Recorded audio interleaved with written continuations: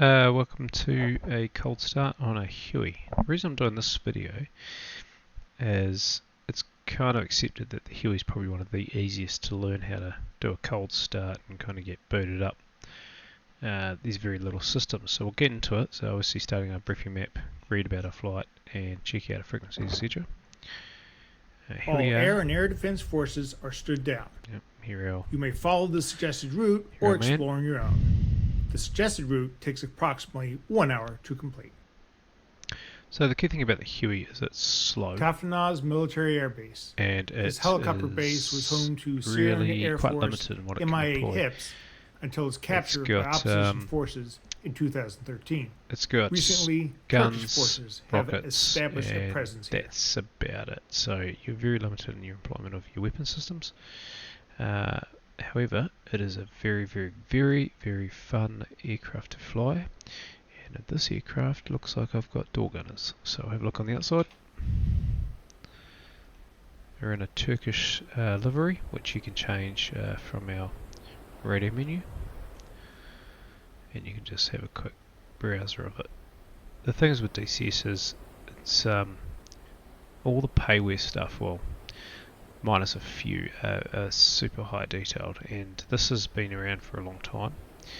I think it's one of the earlier ones, and you can see the detail that goes into these. It's just incredible. So we'll get into the cockpit. From here I'm going to start her up and I'll take you through just how simple this aircraft is compared to the Hornet. So the first thing I do is probably close my door, to be honest, although I want to leave it open because I want to do a bit of a sales pitch on my audio pack. The cockpit door you also have to close because apparently your co-pilot doesn't know how to close the door, so let's just go at him. Good thing about DCS is using 1 and 2 keys. You can actually swap seats, and when you play multiplayer you can actually jump in either the co-pilot seat or the pilot seat. So I'll go back to the pilot seat. From here I'm going to introduce power, which is then going to scream at us. Sorry, get my this track IR. It's not very easy to use. Okay, so what I did there is I turned the power on. I've put the RPM warning down, turning my fuel on, looking up, making sure my starter is on. Then I'm going to check my throttle. Always resetting the throttle, and then I'll just check it on my HOTAS. There we go, she's clear. From there, making sure my collective is down, I'm going to start my engine starting, which I've bound to a key. A switch. Oops, and I have a dodgy switch on my HOTAS. Alright, starting to spool up the starter, checking my TMPs, and look at my gauges here. As you can see, we're starting to spin up.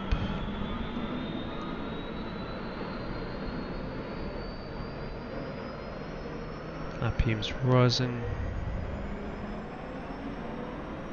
Now, like I've said a million times, I'm not the best person to talk about proper practice. However, what I look for here is making sure the RPM keeps rising. So around about now, and then I release my starter. So starting aircraft now. It's getting loud, I'm going to shut my door. Okay, and once she's all settled down, I'm pretty happy that's going alright. I'm going to now turn on a few more things. So looking up here, shut my inverter on. We've got our battery, our generators on, which obviously powers the aircraft. Turning on our hydraulics here, force trim on, and don't worry about IFF is the only last warning. It's this panel here, we're not dealing with it today. And also I'm going to put on my radar altitude, which is this dial here. Obviously it's not working yet because I haven't introduced the throttle. So now the engine's currently sitting at idle, and I'm going to start increasing the throttle. And this will increase the RPM, and it should go to the green.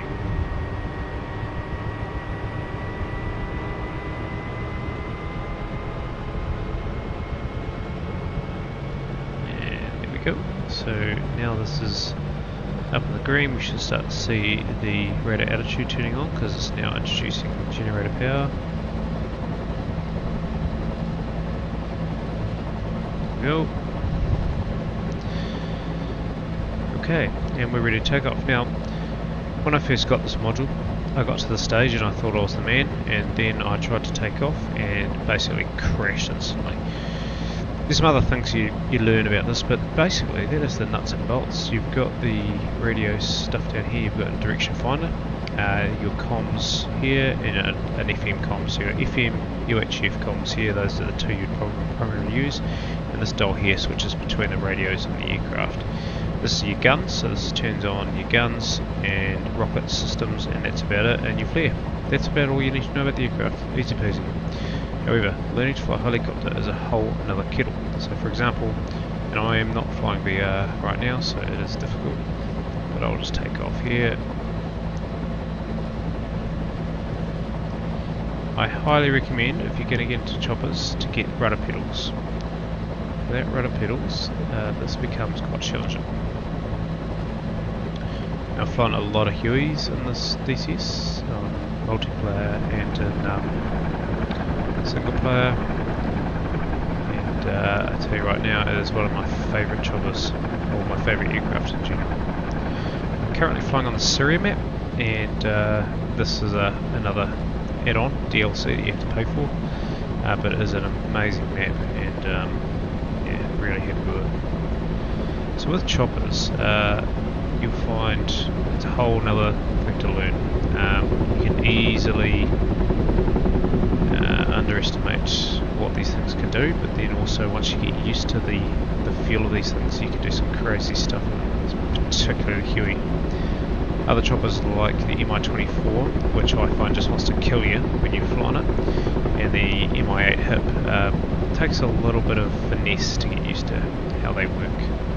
Whereas the Huey she's pretty happy to be thrown around a bit, and you can do some pretty awesome manoeuvres in this thing and get away with it. So flying around in choppers, you get used to the trimming becomes really important. I think I talked about trim in one of the previous videos. You do have to be pretty careful on trimming because it might be well to trim off an aircraft. Trimming basically means to keep the nose flying nice and straight without having to overcorrect with the controls. But sometimes in choppers, when you come into a hover, if you've over trimmed it to like fly straight and fast, you can end up running out of the ability to like pull back on the stick because you're already all the way back to keep it nice and straight, and you can find yourself crashing pretty quickly and easily.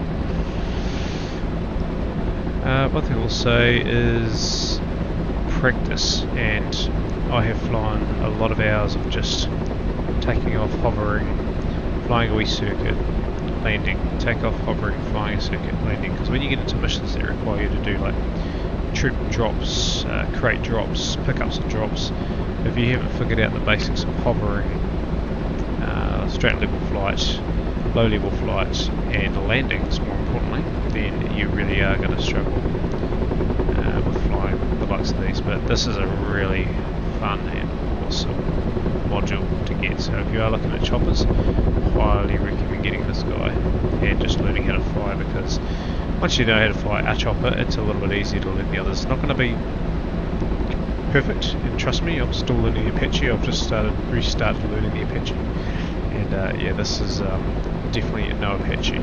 It's good fun. And I love this sound module. There's a sound module available on the DCS forums. Comment if you want me to put the link on, but I'll just leave it for now. But, yeah, good fun flying the Huey. Literally 5 clicks will get you in the air. So compared to the purpose of this video is just to compare you to the F-18.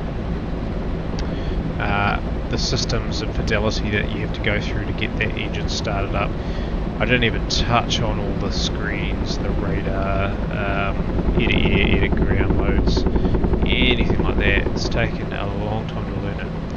Versus this, which the hardest part of this is the practical flying side of it, not the systems. And And that's what DCS is about. You can pick up an aircraft, a MiG-17, you can pick up all sorts of old Cold War era aircraft, and ultimately it comes down to what you like, because if you like the aircraft, you'll fly the aircraft, and you'll put some serious hours into this, and you'll really enjoy it. So I hope you got something out of this, just to see what it's like.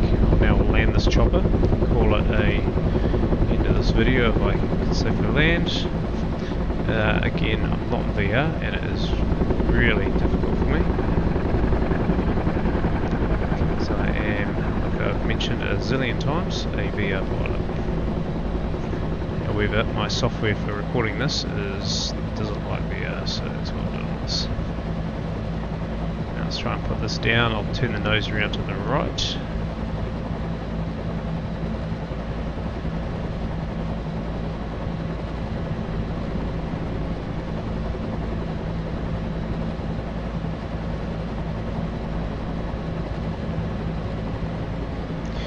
With the Huey, it doesn't really, with obviously because there's no wheels on it, it does not like to slide around. So if you are landing a Huey, you need to really come to a complete hover before you can do it. So anyway, that concludes the video. I hope you enjoyed my little very brief quick flight here in Syria.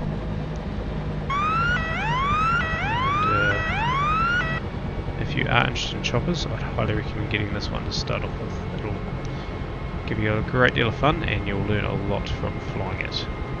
Awesome. Alright, I'll leave it at that, and catch you later.